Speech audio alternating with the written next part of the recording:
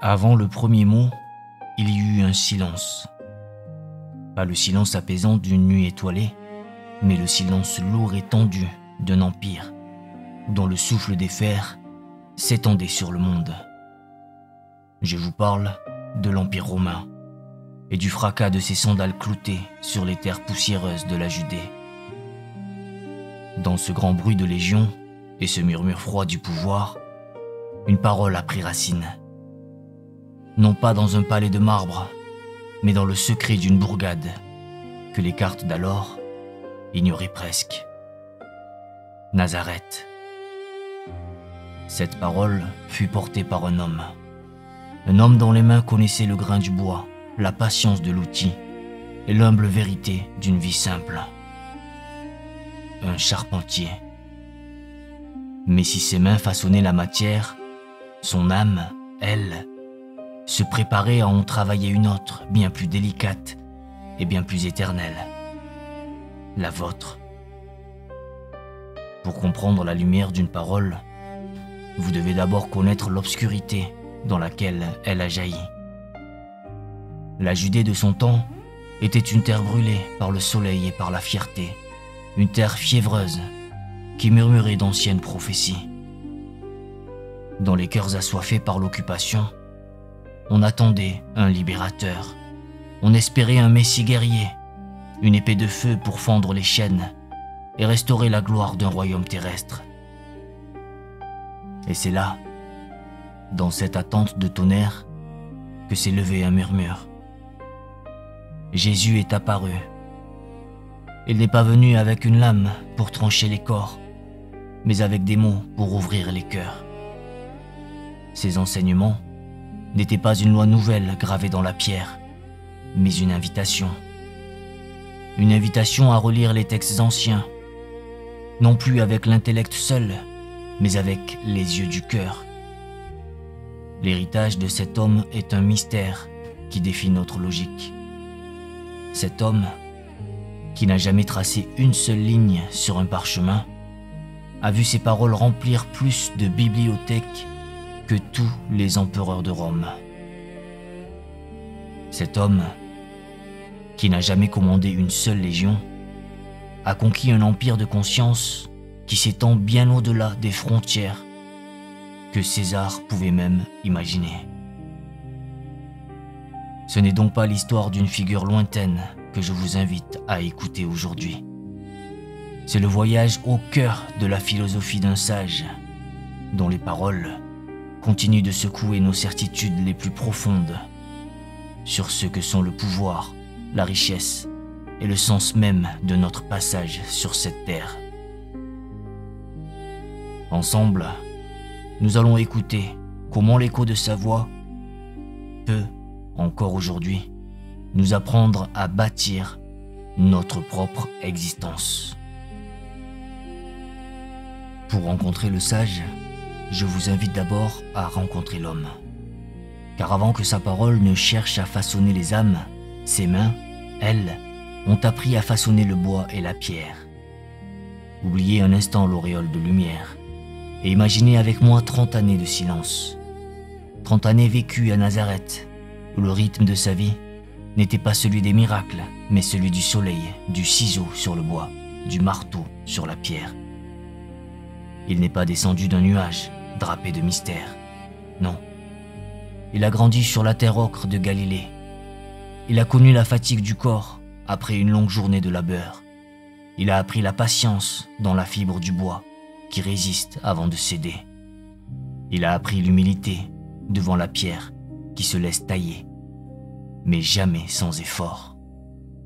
Chaque objet sorti de ses mains lui enseignait une vérité sur le monde et sur l'homme. Il était un artisan, un homme dont la sagesse a d'abord germé dans la poussière d'un atelier et non dans les couloirs d'une académie. Sa spiritualité était pétrie de cette terre, nourrie des prières de sa mère et des écritures qu'il entendait depuis son enfance. Et puis, un jour, une étincelle, un premier signe de la rivière profonde qui coulait en lui.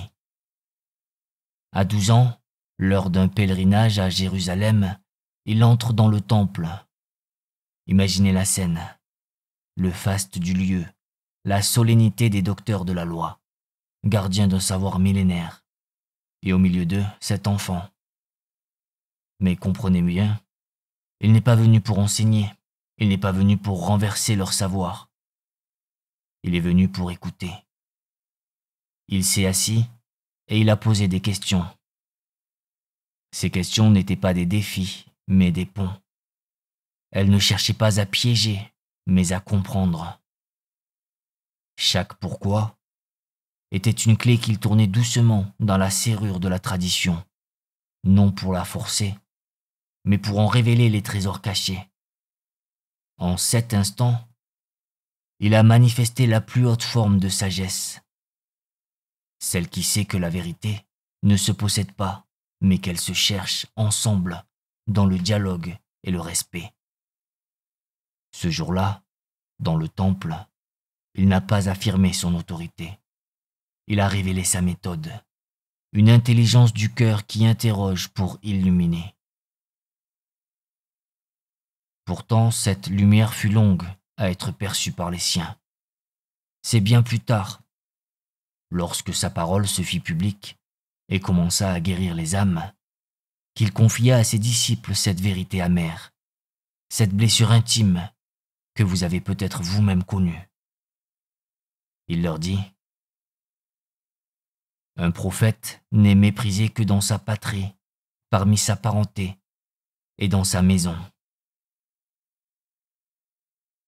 Dans cette seule phrase, vous entendez tout le poids de l'humain, le paradoxe d'apporter un message universel et de se heurter d'abord au scepticisme de ceux qui vous ont vu grandir. C'est le courage qu'il faut pour être soi-même d'abord et avant tout chez soi. C'est la solitude de celui dont la vision dépasse l'horizon familier. Avant de parler au monde, il a dû accepter de ne pas être entièrement entendu par son propre village. Et c'est peut-être là sa toute première leçon. La vérité demande un cœur assez vaste pour aimer même ceux qui doutent de vous. Après le long silence de l'atelier, vint le murmure de la rivière. Le temps de l'attente était révolu. Un homme quitte Nazareth et marche vers le Jourdain, vers cette voix qui crie dans le désert, la voix de Jean. Il y va, non pas pour recevoir une couronne ou un titre, mais pour un acte d'une humilité bouleversante. Se laisser dépouiller. Dans l'eau du fleuve, il ne demande pas le pouvoir. Il abandonne l'homme qu'il a été pour laisser naître celui qu'il devait devenir. Ce baptême n'est pas une onction royale, c'est une mise à nu, une acceptation totale de sa voix. Et de l'eau, il est allé au sable. Car avant de pouvoir parler aux foules, une âme doit d'abord apprendre à se parler à elle-même dans la solitude la plus absolue.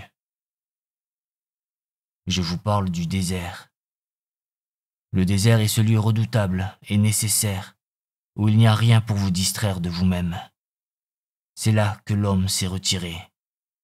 Il n'a pas combattu des monstres de sable et de vent, mais les fantômes qui hantent chaque cœur humain. La faim du pouvoir qui veut changer les pierres en pain. Le besoin de sécurité qui cherche des preuves et des signes.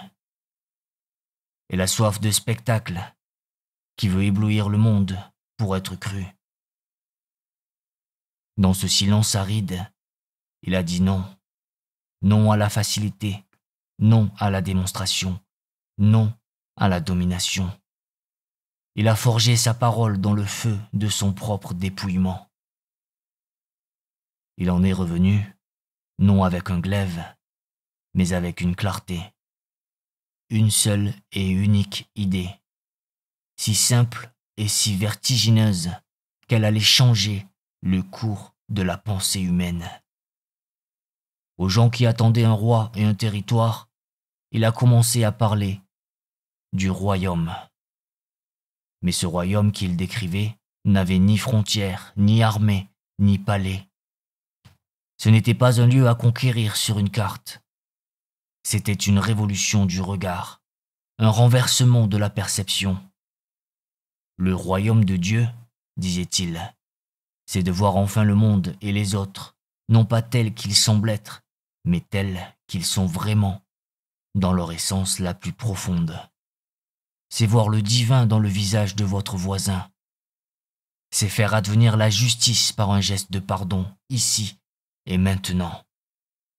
C'est créer la paix en vous, pour qu'elle puisse fleurir autour de vous.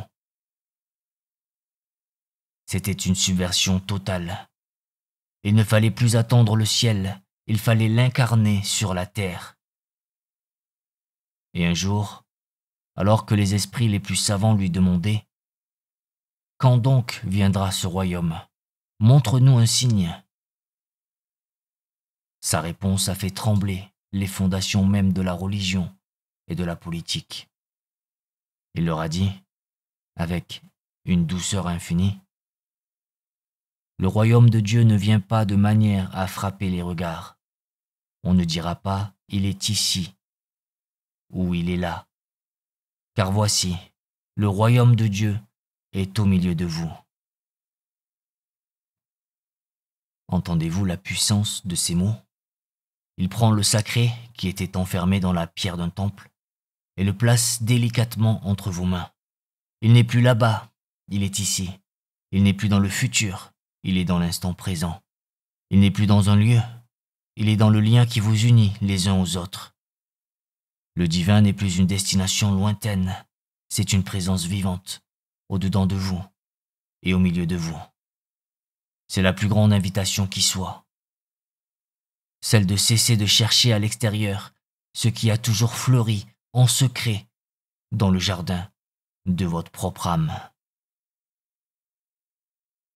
Sa sagesse ne s'est pas déversée comme un torrent de concepts abstraits. Il savait que l'esprit humain se lasse des théories, mais que le cœur, lui, ne se lasse jamais des histoires. Alors, il n'a pas donné de conférences. Il a peint des fresques avec des mots. Il a puisé ces images dans la terre que vous foulez, dans le pain que vous rompez, dans la graine que vous semez. Il vous a parlé de vignerons, de perles précieuses, de trésors cachés dans un champ et de banquets inattendus. Chaque histoire était un miroir. Il ne vous a jamais dit quoi penser. Il vous a montré comment regarder. Ces paraboles ne sont pas des leçons toutes faites. Ce sont des graines de lumière plantées dans le terreau de votre conscience. Elles sont des énigmes poétiques, conçues non pas pour fermer le débat, mais pour ouvrir votre âme à sa propre interrogation. Il vous faisait confiance. Il savait que la vérité la plus profonde est celle que l'on découvre par soi-même.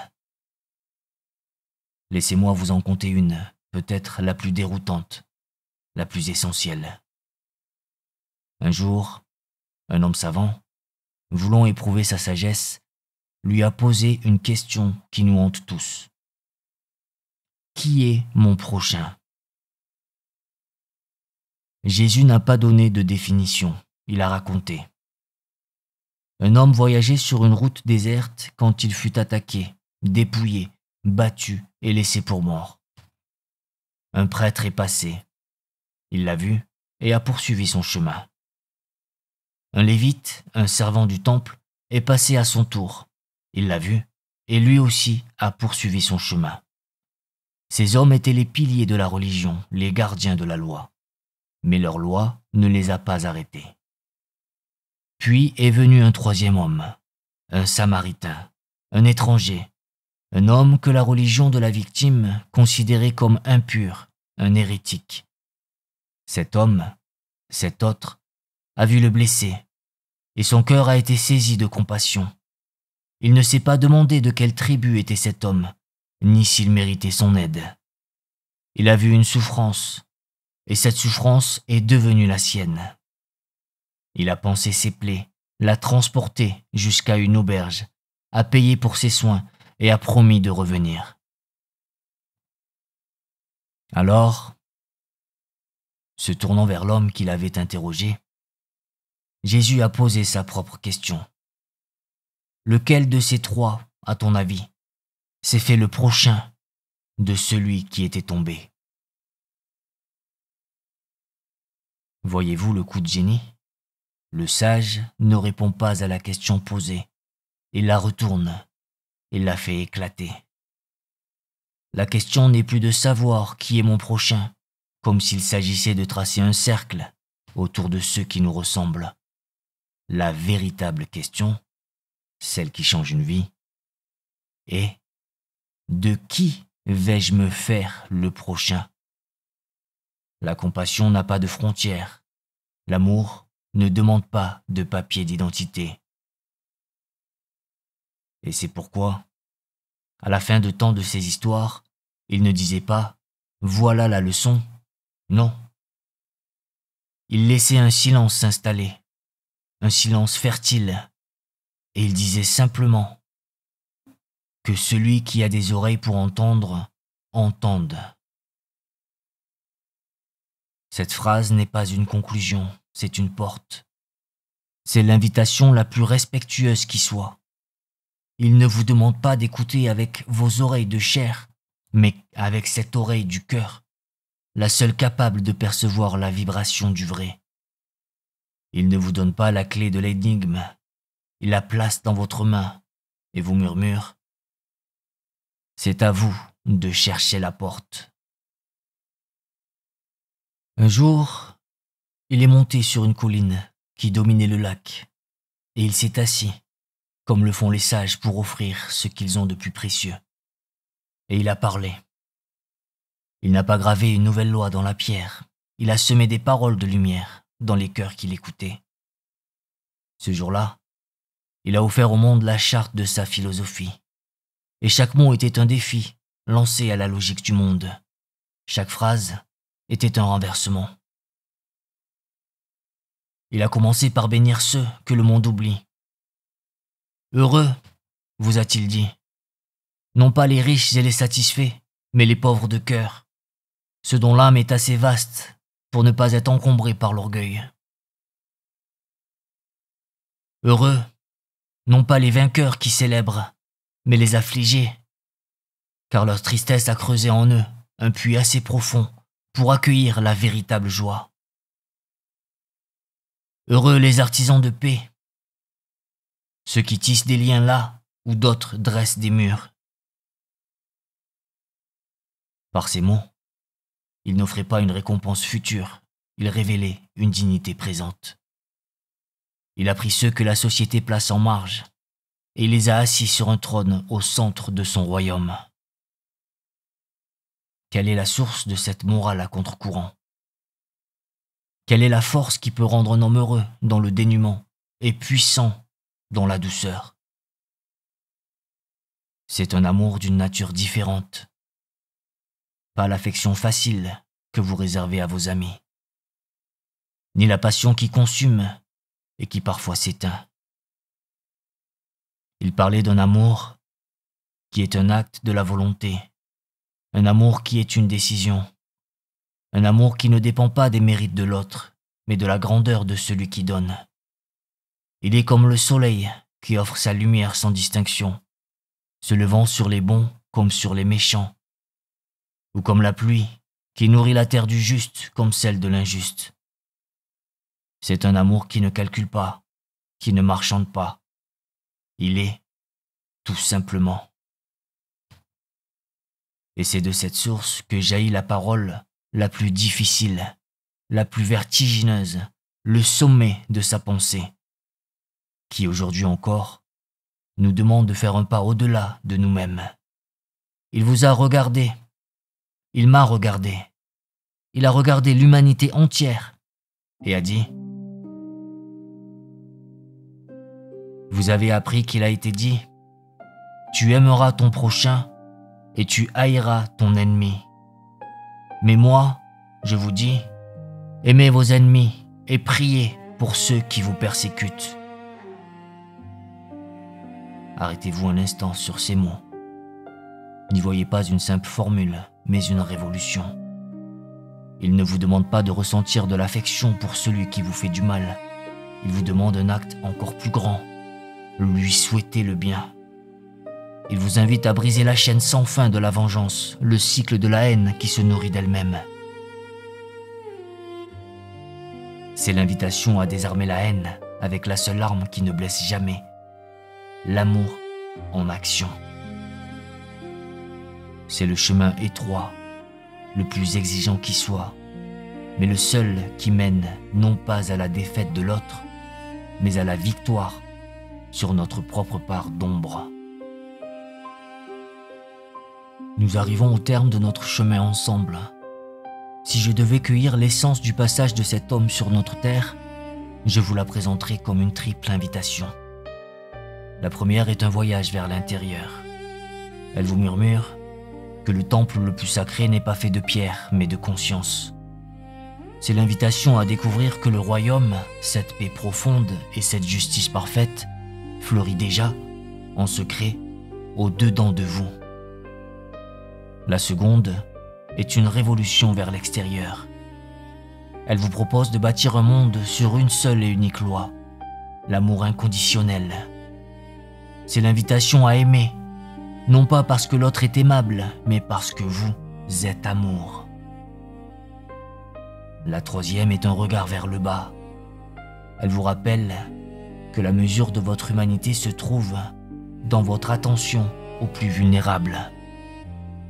Car, vous a-t-il dit, ce que vous faites aux plus petits, aux plus oubliés, c'est à moi que vous le faites. Son héritage, vous le savez, est une rivière à double courant. Dans l'une de ses branches, ses paroles ont irrigué les plus beaux jardins de l'humanité. Elles ont inspiré des saints et des poètes. Elles ont bâti des hôpitaux, nourri la notion même de la dignité de chaque personne. Mais dans l'autre branche, son nom a été gravé sur les étendards des guerres et chuchoté pour justifier l'oppression. Le paradoxe est là, immense. Mais peut-être que sa parole la plus pure demeure précisément ceci. Un aiguillon, une force de contestation éternelle qui juge en silence toutes les institutions, même celles qui se réclament de lui, chaque fois qu'elles trahissent l'amour. Alors, comment faire vivre cette sagesse au cœur de votre quotidien? La voie qu'il propose n'est pas une doctrine à croire, mais un chemin à expérimenter. La clé la plus simple, et peut-être la plus puissante, tient en une seule question à vous poser face à chaque choix, chaque rencontre, chaque défi. Que ferait l'amour ici? Non pas un amour sentimental et passager, mais l'amour exigeant, l'amour créatif, l'amour courageux qu'il a incarné jusqu'à son dernier souffle. Au-delà de toute croyance, les questions qu'il a semées il y a 2000 ans continuent de germer dans notre monde. Qu'est-ce que le véritable pouvoir? Où se trouve la vraie richesse? Qui est réellement mon prochain? L'écho de la voix du charpentier ne nous offre pas de réponse facile. Il nous invite, encore et toujours, à chercher les nôtres, avec honnêteté et avec cœur. Je vous remercie pour votre présence et pour votre écoute attentive.